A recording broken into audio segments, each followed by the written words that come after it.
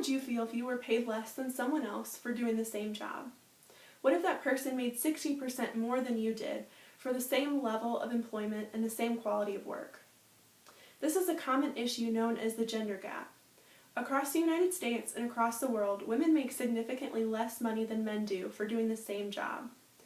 As a female going into the construction field, I am greatly aware that not only am I a minority in my field, but I will probably never make as much money as the men who work at the same level as I do, possibly even some men who work below the level that I will. After seeing the outlook in my own field, I decided to look further into other fields to see if this was a common issue, and I found that it was, in a variety of other fields. I'm going to discuss the problem of the gender gap and how we can fix this problem in order to benefit everyone.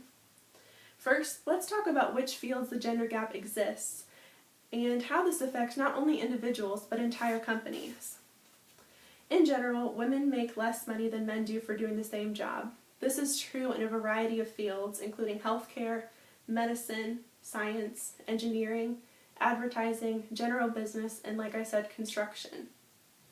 This is important because many of you will probably be going into one of these fields or into another field that experiences the gender gap.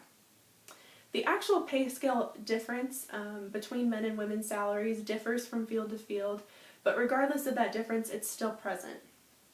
In an advertising study for Advertising Age magazine by Candy Deemer in her 2000 article, Women in the Money Hurdle, she found that women in advertising made 30% less than men did in most categories on average.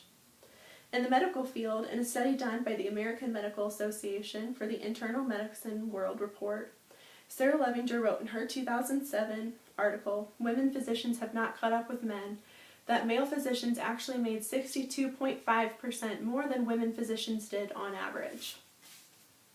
Kirsten Denise, who did a study with MBA graduates from Carnegie Mellon University for USA Today, found that men MBA graduates' starting salaries were on average $4,000 more than the starting salaries of those same women graduates. Research has also shown that companies who hire women into their upper levels of employment have a higher growth potential and a higher level of success, typically. This means that companies who do not hire women into their upper levels of employment have a lower growth potential and tend to be less successful. Sheila Feeney did a study in her 2004 article, Women at the Top, Better Bottom Line for Workforce Magazine. And when she did this, she studied 353 of the 500 Fortune 500 companies and found that companies who had women within 3 positions of a CEO had a 35% higher return on equity and a 34% higher shareholder return. She states, diversity brings better management and better decisions, and the outcome is profit. She also notes that these companies have higher creativity levels and tend to be more open-minded and are more easily able to find solutions to their problems. Now that we've talked about the problem of the gender gap and to what extent it occurs, let's talk about how we can fix this problem by looking at why it exists and addressing those issues. When looking at why the gender gap exists, we can find many solutions. There are many occupational, biological, and gender-typical factors that contribute to this gender gap and why women make less money than men do. In T&D magazine, in the 2008 article, What Affects Earning Potential in Learning and Performance, they note a few areas in which the gender gap can be contributed to. These include education, area of expertise, for example, in the medical field, if someone were going into general medicine versus someone going into a specialized field. Also, experience and level of control, meaning how high or low you are in a position. All of these factors greatly affect the gender gap and why women make less money than men do. In the North American Journal of Psychology, in Joel Nadler's article, Workplace Gender Bias, Not Just Between Strangers, he notes that even if you were to level the playing field and get rid of all of these issues, the gender gap would still exist. Richard Felsen, in his article, The Predicaments of Men and Women in Society magazine, noted some biological reasons also why women make less money than men do.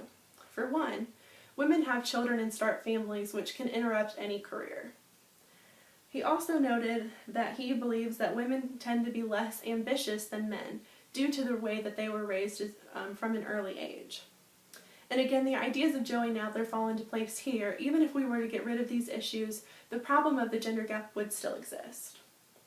Kirsten Denise, who I talked about earlier, also agrees that this gender gap starts early in the playroom, in particular with toys that we give our children.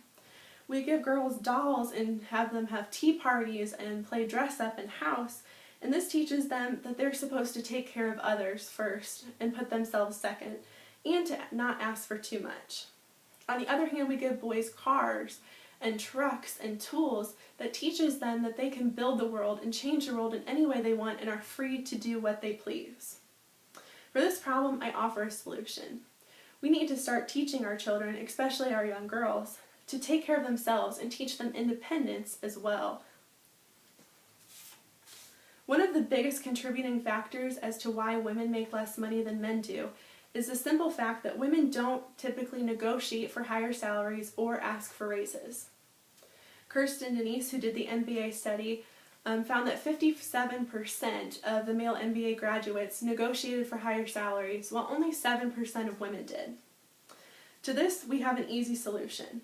Women should be focusing on and seeking negotiation skills and bettering their negotiation skills and having more confidence.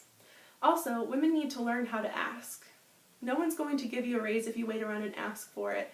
Even if they turn you down, you still tried.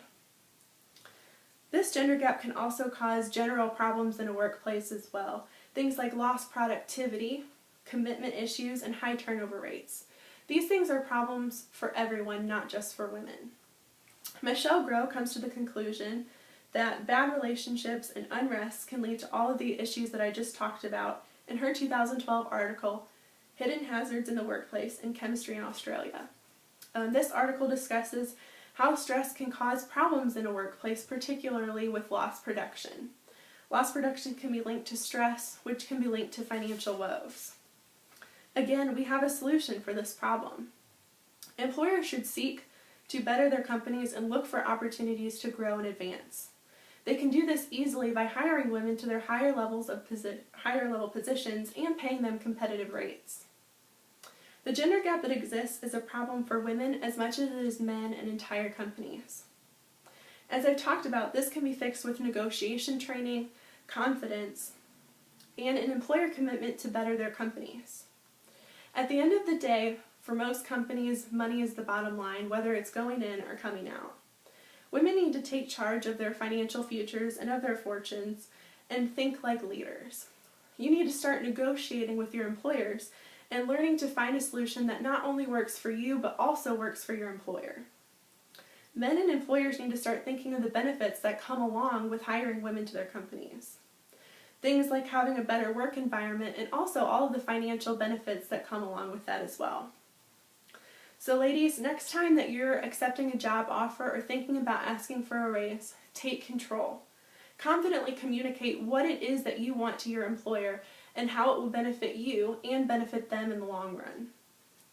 And guys, you need to start remembering the benefits that come along with hiring women to your companies. Next time you're looking at hiring someone or you see that there's an opening in your position, you should want to take control of that and take risks by hiring women and diversifying your own company. This, in turn, can help close the gender gap.